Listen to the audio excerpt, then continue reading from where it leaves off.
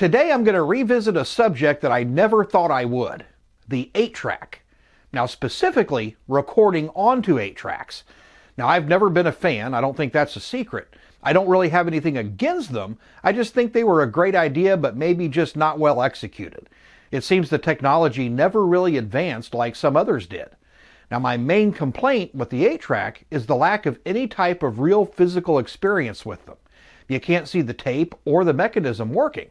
It's all hidden away, and that's a big deal for me. I like the show. Now they do hold some nostalgic value for a lot of people.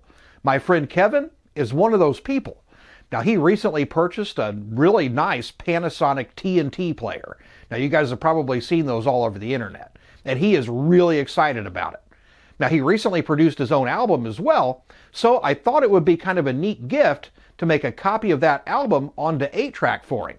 So that's the project for today. Now if you're looking for a video about recording onto the king of obsolete formats, this is it. Maybe it'll bring me around to the magic of the 8-track. Who knows? Stay tuned.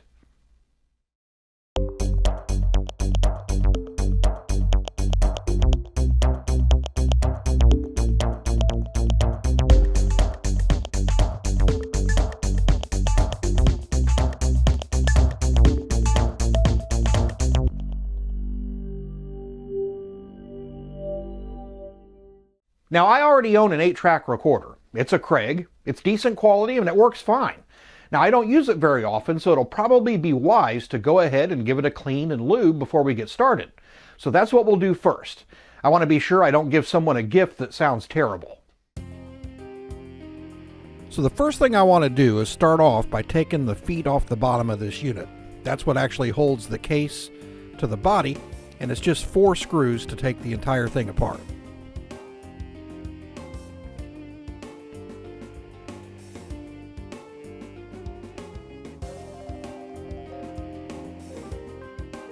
Next, we'll go ahead and slip the case off of the body of the unit, and then we should be able to get a nice look inside.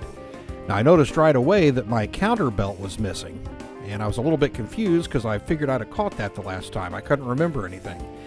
Well, after I got it back on there and played around with it a little bit, I realized that the gear was missing that actually drives the counter, so that's why I hadn't put the belt back on it before.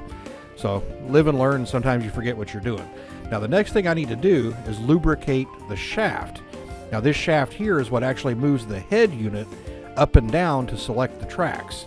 Now it seems to be moving freely, but it's a good idea while I'm in here just to go ahead, add a little bit more lubricant to it, and check it out to make sure it's moving as smoothly as it possibly can.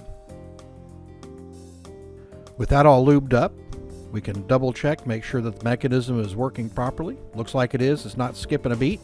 So we'll move on to cleaning the head in this thing. Now it's a combination record, erase, and playback head on these 8-track recorders, something a little bit different.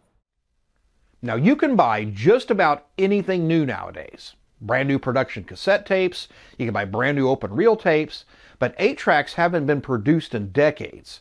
The best we're going to do is to be able to find a new old stock tape in about the correct length and use that.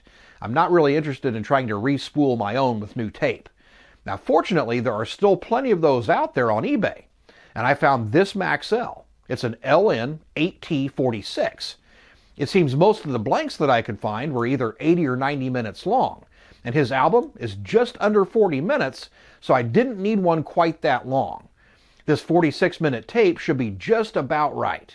Now with an 8-track, your recording is broken down into 4 programs, and with this tape, each one of those is 12.5 minutes long.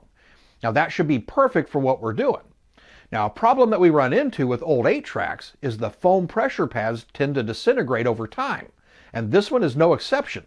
So we're going to need to replace those. It's also a good idea to replace the splice on the tape at the same time. Those are prone to letting loose since the adhesive breaks down over time. Luckily, there are places online to find both the foam pads and the splice tape pre-made if you don't want to go through the trouble of sourcing the materials and creating them yourself. Before we record, we need to figure out the track order. Now, since we're limited to 12.5 minutes per program, we need to arrange the music so it will fit properly onto the tracks. We're going to end up with a little bit of extra time on program 4, but I'll just add another one of his songs on there to fill the space. Now, I'm going to record from my PC from WAV files. They'll be sent through my Motu M2 and output to the 8-track recorder. I'll set the levels properly and we'll be ready to record. In the madness, you give me hope, and you give me life. Will you let me breathe now while I find my truth? Now, no album is complete without album art. For this, I scanned the CD version of his album into my PC, and I did some editing with Photoshop.